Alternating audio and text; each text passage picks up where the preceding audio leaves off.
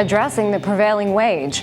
I'm Jill Horner. This is Comcast Newsmakers. With me is Pennsylvania State Representative Stephen Bloom. Thanks for being with us. Thank you, Jill. Great to be here. Let's talk a little bit about where we stand right now in the Commonwealth when it comes to transportation funding and the idea of the prevailing wage and how it ties into all of that. You say you've been hearing from local government, townships, from school districts, and some of the concerns they have related to the prevailing wage. Talk to us a little bit about that and what the prevailing wage actually means. Prevailing wage is a law that was passed about 50 years ago, 1961, and it sets a certain wage rate that has to be paid on publicly funded construction projects, whether it be roads and bridges or whether it be schools or other municipal buildings.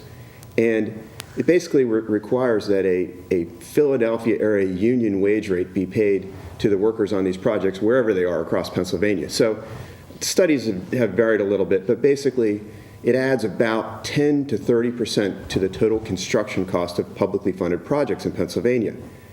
It's an archaic law. It's really hard on the taxpayers who have to pay this extra and get no more bang for the buck. They get the same quality work, but they pay 10 to 30% more. And so townships, county officials, school board directors are all asking to please provide us relief from the prevailing wage law. And it affects transportation in particular because of road projects. When townships do a small road repair project now, because this law was set up in 1961, they are stuck under the prevailing wage rules, which requires them to spend much more than necessary to get those road repairs done. You've actually introduced a piece of legislation that would call for a 3-year moratorium on the act. This is just one of several pieces of legislation that would address the prevailing wage, but people have concerns, particularly labor has concerns related to changing this act. What would this mean for labor and for wages? Well, for organized labor has generally been opposed to modifying or updating the prevailing wage rules because obviously they benefit from those especially high wages. The problem is the taxpayers are struggling already, and we're asking more and more of our taxpayers. It's really unfair to me to have an uneven playing field where these jobs have this artificially inflated wage rate paid, what isn't the market rate. There are many, many contractors right here in central Pennsylvania, for example, who would do these jobs for the actual market rate and be happy to do them. But instead, we end up having to pay this 10 to 30% high premium on the jobs, which means we get less bang for the taxpayer buck. So it's an ongoing struggle.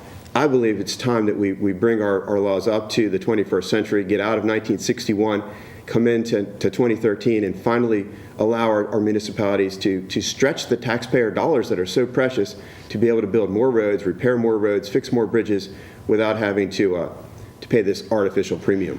Is there the concern, though, that if the prevailing wage does change, that this could jeopardize quality of projects? That's been an argument that's been raised, but these are projects that are all publicly inspected. There are all sorts of safeguards involved. They have to meet the same standards as any other job would. So it's not a question of what kind of quality you'll get in the end, it's what you're going to pay for it.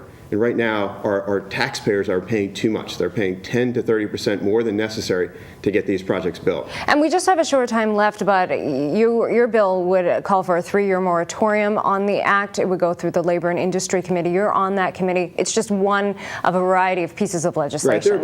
There are about a half dozen different ways that we're approaching this reform for prevailing wage, whether it's eliminating it entirely, modifying some of the definitions, changing the thresholds under which it would apply, or giving local municipalities an option to opt in or opt out. Thanks for being with us. Thank you, Joe. We've been talking with Pennsylvania State Representative Stephen Bloom. I'm Jill Horner.